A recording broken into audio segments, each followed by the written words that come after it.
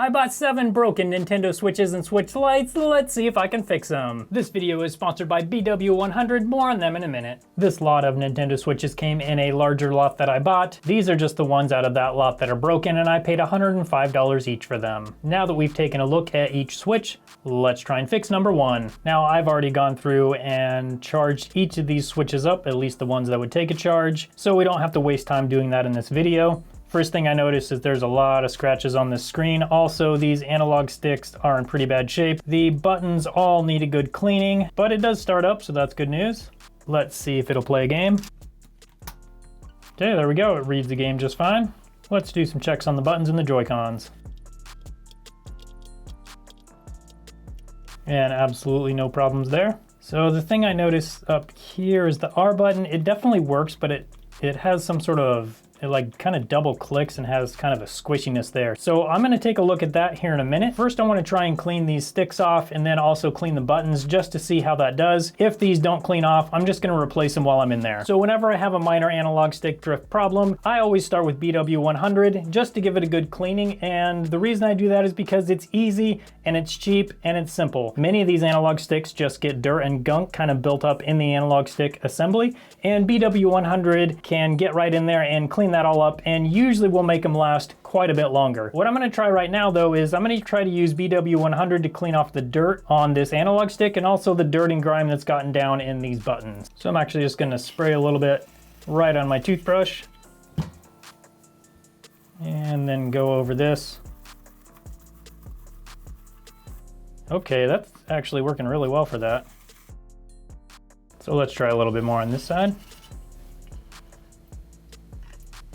One of the things I love about this BW100 is that it does evaporate quickly. That's one of the reasons I like using it and why I recommend it.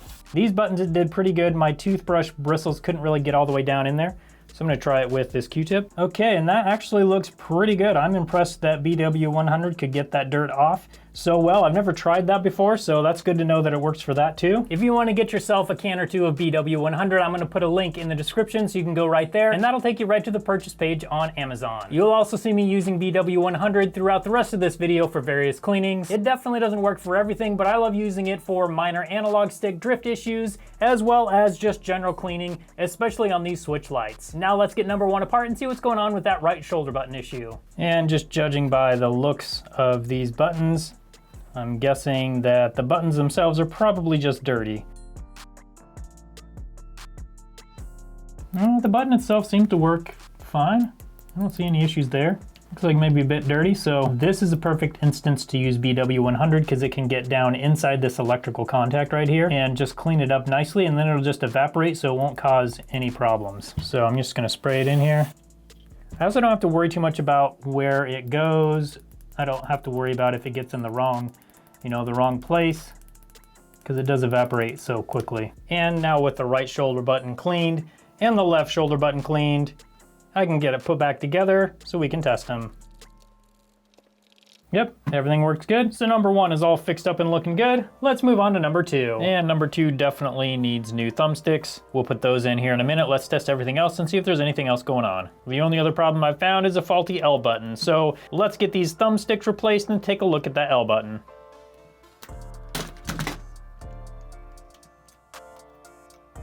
And right here we can see exactly what the problem is with this button. It is just completely destroyed. So I'll be replacing this button on the board, but let's get these thumbsticks replaced first and then we'll get to this part.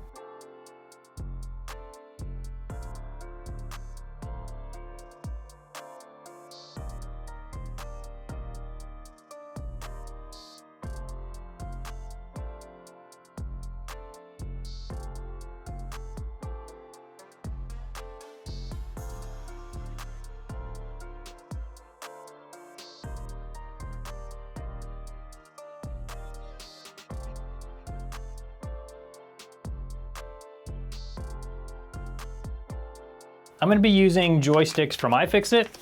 I've found with other places, you just can't count on the quality. Whereas with iFixit, I know that I'm gonna get quality parts. Once you get down this far, these are actually very easy to install.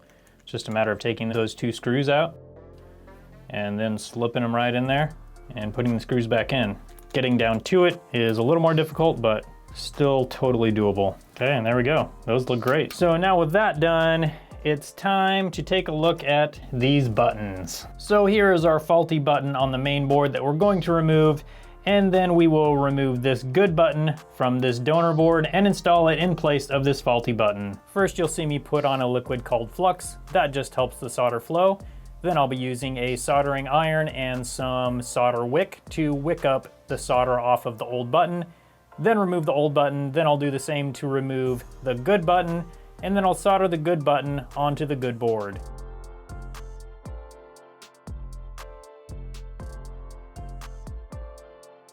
Okay, and that is definitely not perfect, but it came out pretty decent, and most importantly, everything is soldered on correctly, and the pins are soldered on solidly. The mounting pins are also soldered on solidly, so this button's all fixed and ready to go. And now with those buttons fixed, we can install the motherboard back into the system, and then the speaker, the game slot and headphone jack, the ZR button, and of course, the perfect amount of thermal paste, then the heat pipe and heatsink. Now working on the other side of the device, we're going to install the button board, the speaker assembly, the ZL button, the metal shield, and finally the rear case.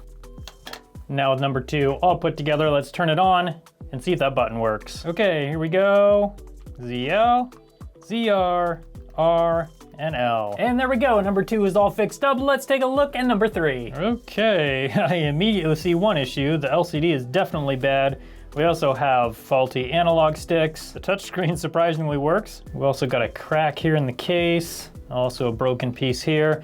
This one looks like the perfect one for a case swap. I've got 2 options for a replacement case. We've got this original case or this purple blue case. If we want to take the easy, boring way out, we can just replace it into the same color shell. But of course, we don't like to do that here. We're gonna use this purple case. This case is a painted case from Extreme Rate. It supposedly has everything we'll need, but we'll be the judge of that when we get going. I'll put a link to this in the description if you like this case and want one for your own Switch light. So let's do the hard part first and get the screen mounted into this front plate. So for the LCD on this build, I'm actually gonna use this gray LCD from this front panel I've got, because I think that's gonna look the best with this painted front case right here. But I still have to get it out without breaking anything. Oh, here we go. Gotta start. That's the hardest part, is getting it started.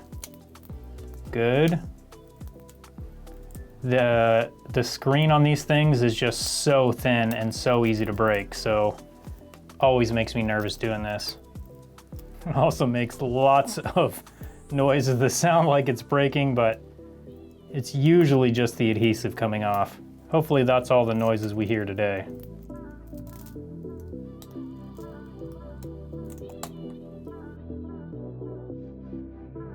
Just take it slow. There we go.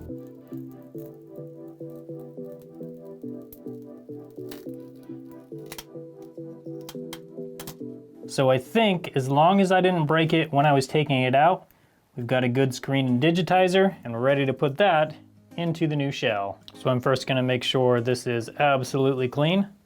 That will ensure that when I put the new screen on, that the adhesive will stick. Just using a little bit of isopropyl alcohol on a Q-tip. So everything looks good so far. Keep a little bit of pressure on this screen for a couple minutes. Just make sure that sticks really well. Okay, that was probably the hardest part of this whole thing. So now I'm gonna flip it over and we can start installing parts.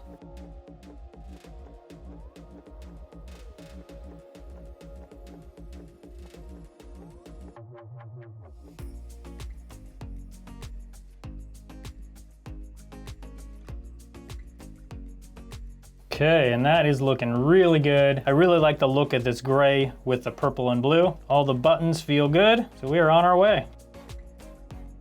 So now we're basically done with this front case. Now it's time to build the back case. The main things we need to do here are add all of the buttons.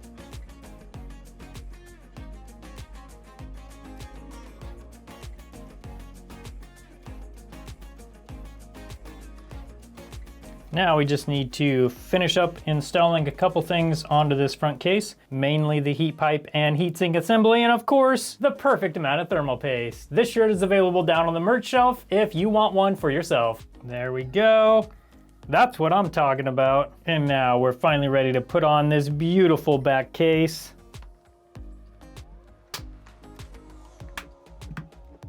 Okay, and the grand reveal. What do you think? I think this turned out really nice. I really love the colors. The fit of the case actually is pretty good. There's a little bit of a gap around this corner and this corner, but overall, really not too bad. I think my only complaint about this case is there was a screw on the back that I had to remove and then reinstall, and when I reinstalled it, it just didn't have the same grip that it did when I first installed it. So I think the plastic may be a little bit softer than the original case, but overall, this case looks really nice. So we know it looks great, but does it turn on? Oh yeah. And of course, the battery needs charged. Now that we're done with number 3, let's move on to our first full-size Nintendo Switch, number 4. And let's see what we have going on with number 4. Okay, number 4 doesn't read game cards. It does recognize the Joy-Cons, so we're good there. So overall, this actually seems to work pretty good, except for the game slot. So I'm gonna get the back cover off, the metal plate off, and then let's take a look at that game slot. And now with that back cover removed and the metal plate removed, we can remove the heat pipe and the game slot itself. And looking inside the game slot at the pins, I don't see any pins in there that are broken or bent or messed up, so I'm not sure what's going on with this game slot. So this is looking inside that game slot, and I thought all these pins were good originally, but then I found this. Right there. So we're gonna see if we can adjust this pin. So I need to bend it a little bit.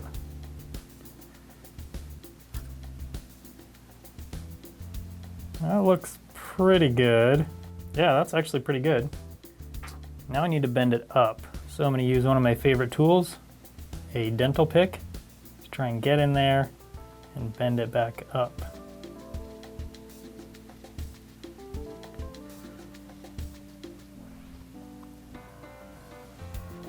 Okay, there we go. That actually looks pretty good.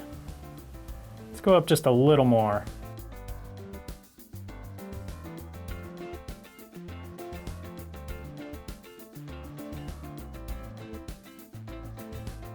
Okay, I think that might actually work. I'm going to install this back in the Switch, and let's see if this will read a game now.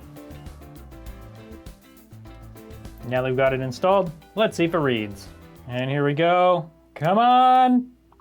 That's what I'm talking about. Switch number 4 is fixed. Let's move on to switch number 5. Okay, and number 5 plays the game just fine. Let's attach the Joy-Cons. Oh, that is really rough. That barely fits on there. This Joy-Con rail definitely needs to be replaced. The Joy-Con just barely even slides on there, and even when it does, it's super rough. So we need to replace that for sure.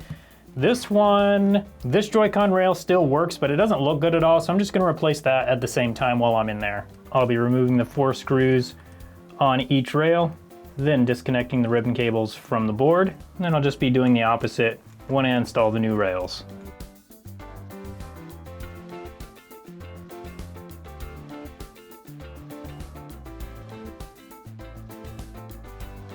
And now it's back together enough to test, so let's see how the new Joy-Con rails take the Joy-Con in. Okay, let's try the one on the right first. This one worked before, and it still works. That's good news.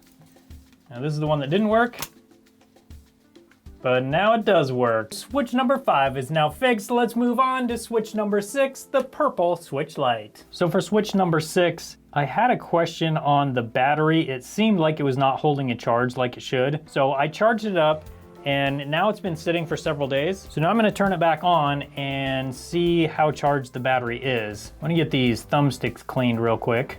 Once again, using BW100. IPA works great for cleaning, thumbsticks like this and whatever, but since I have it here and they're sponsoring this video, I thought I would try and use it and see what it did. Seems to work pretty good. Now let's try and turn it on and see how charged the battery is. And apparently not very charged at all. Let's see if it's taking a charge. Yep, it does take a charge, but it's just discharged so far that the battery's just totally dead. So this switch light needs a new battery. So what I'm gonna be doing is putting isopropyl alcohol down underneath the battery.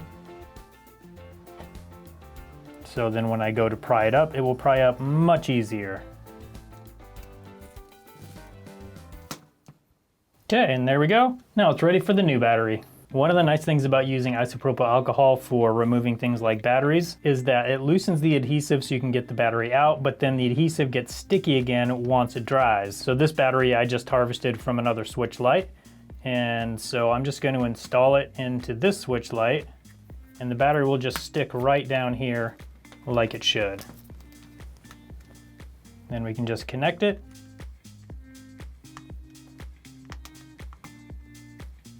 Install the cable. And now it's together enough to test. Okay, and let's see if it turns on. Okay, good so far. Okay, everything else on this switch light looks good. Let's move on to switch number 7. I've seen so many switches with bite marks on them from presumably dogs. Although, you know, some cats are pretty evil too, like my wife's cats. So let's turn number 7 on. See what we have. Okay, let's check the charge port. Console battery 100%, so we're not gonna see it go to any sort of fast charging. Port seems maybe a little loose.